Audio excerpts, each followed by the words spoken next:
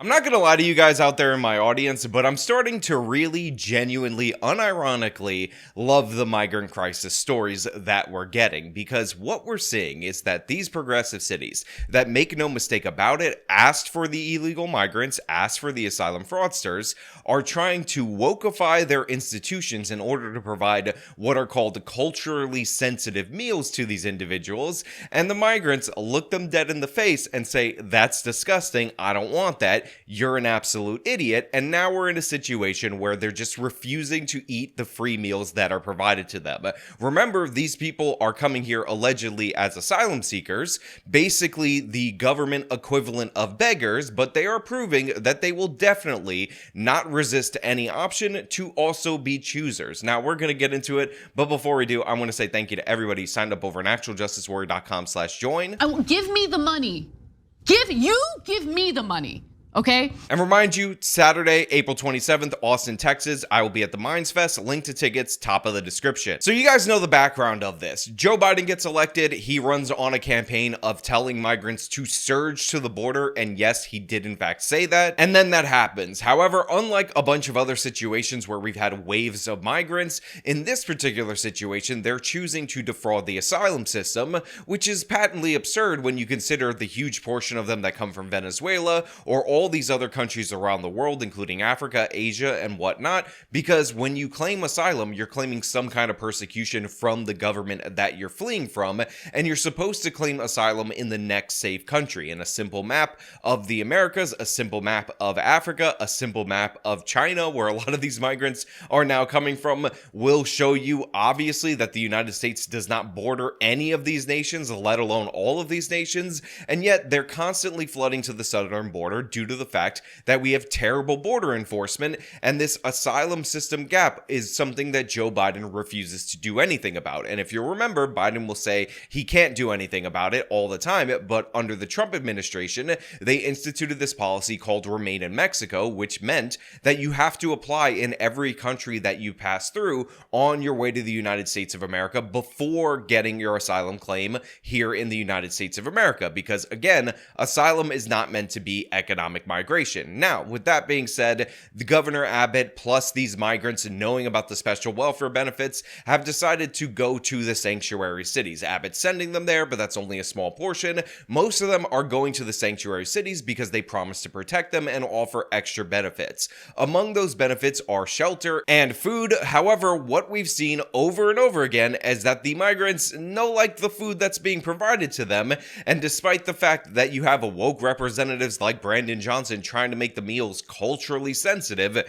guess what? They're still not liking it. And today's story is just amazing because now older migrants that have been here a little bit longer are going to the shelters and selling people food, and they're choosing what they're being sold over what the taxpayer is paying for and they're getting for free. There are other issues this afternoon in migrant shelters other than measles, the condition of the food at many of the facilities. Now, I just want to highlight a little bit because it kind of gets said really quickly and then they move on. But the issue of measles is something that I probably should make another video about, because a lot of these migrants come without vaccinations. And for some reason, even though you at one point in time were about to lose your job if you refused to get vaccinated, Joe Biden completely overstepped his bounds and tried to use OSHA to do this, plus a bunch of different liberal cities and liberal states tried to do the same if you refuse the COVID vaccine. But these migrants are not being forced to get the measles vaccines. They're allowed to spread measles in these clusters that are these shelters willy-nilly because they have the right to refuse the vaccine, because I don't know if you guys are aware of this,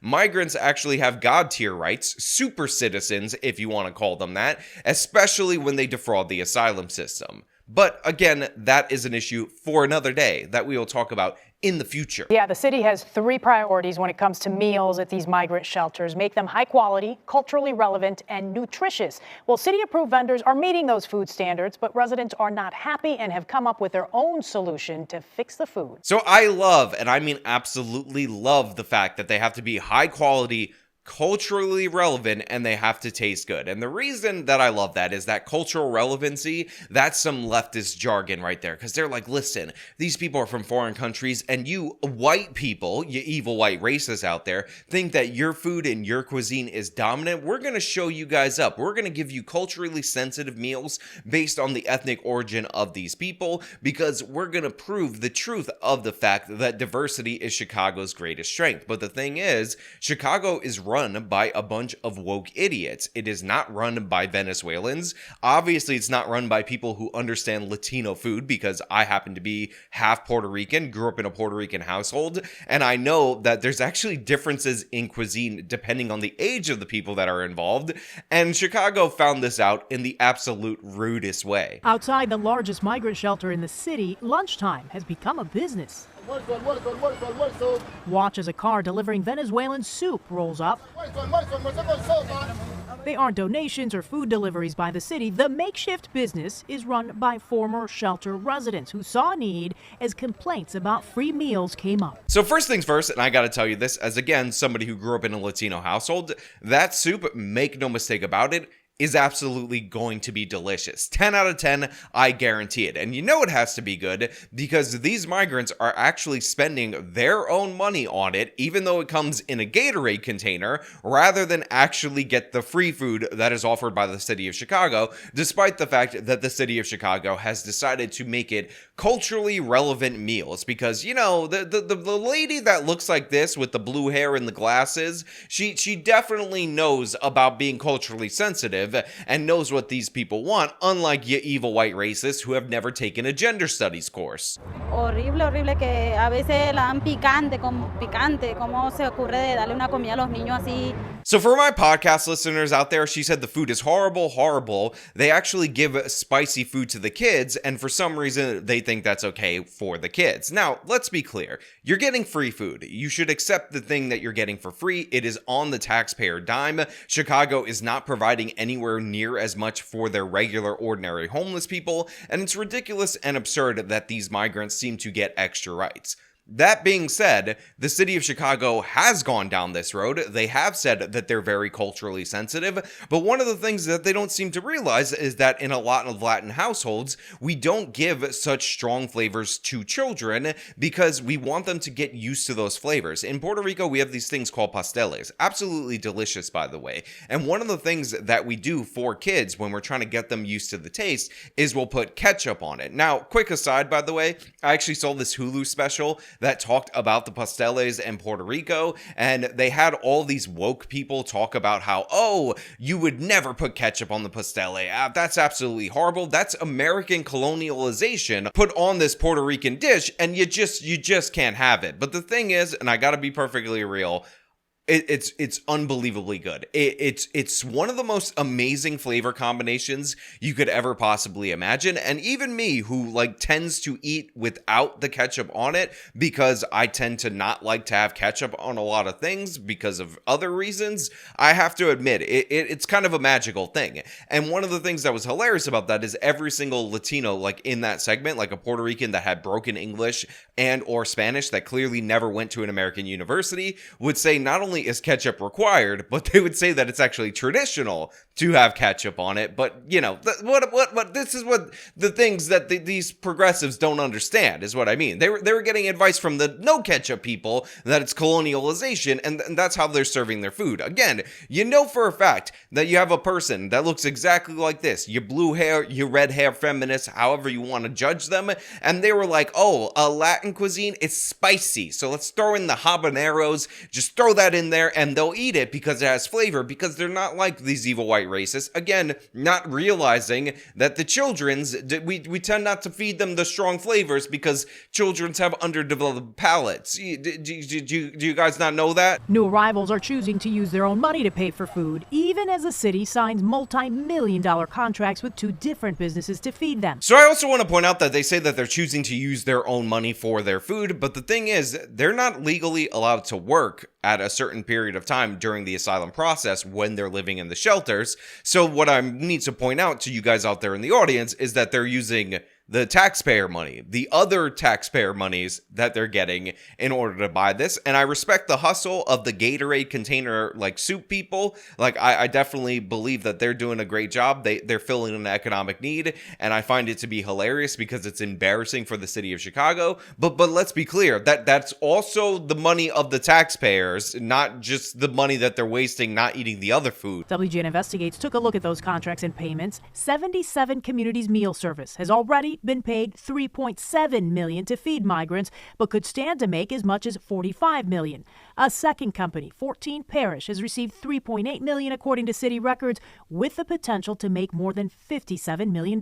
So I love this report because they've already paid big dollar amounts to these different catering companies in order to provide food for these migrant shelters, and it's just not good enough for these people. Again, they're going out of their way to spend the cash assistance that they're getting or the money that they're getting in some other ways on this particular food while living on the taxpayer dole, and all of that food goes to waste. And again, will point out that homeless people don't get this level of treatment in the city of Chicago. They're often sleeping in the cold, they have mental illnesses and whatnot. So to me, it seems rather disgusting that you have a city, even though they're a sanctuary city, even though Brandon Johnson is oh so proud of this, that is throwing out millions upon millions of dollars of food that go to people in shelters, are supposed to go to people in shelters, while homeless people remain completely unsheltered because of their mental issues, because of their veteran status. Maybe they have post-traumatic stress, drug addiction, all kinds of other things, and they can't get that food. Like, the homeless people, believe me, are not going to be complaining about these meals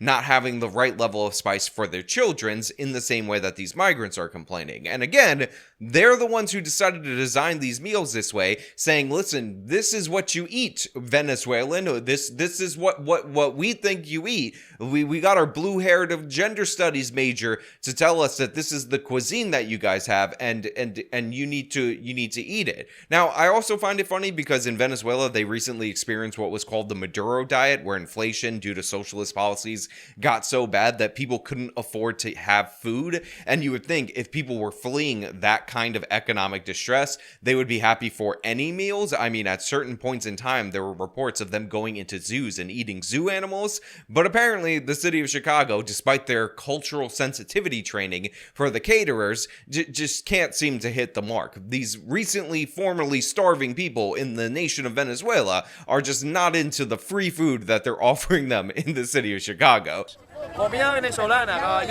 The residents who are choosing to skip the free food and eat outside gave us images of the city-provided meals, saying they may look fine but taste terrible. This isn't the first time complaints are made. The city even switched vendors earlier this year, hoping to address the issues, but trouble has come up again. Now, look, I'm in the camp that if you're getting something for free, you shouldn't complain about it. And even though they're saying that this food may look fine, I will just say they just showed me 3 pictures of rice that don't look all that appetizing. But again, I have the option to, buy my own food. In fact, I have to buy my own food. The city's not going to provide it for me because I'm just an ordinary citizen. Even if I was a homeless, apparently they're not going to apply it for me. But if you're getting this for free and you're a guest in the nation, and by the way, you're committing asylum fraud, like we know that these people are defrauding the asylum system right now. They're taking advantage of a flaw in our law. It still rubs people the wrong way that they're like, it's disgusting, tastes terrible. I'd rather use your tax dollars. You're already using your tax dollars for that, but I'd rather use your other tax dollars in order to buy food on the street. Todas las noches me acuesto sin comer.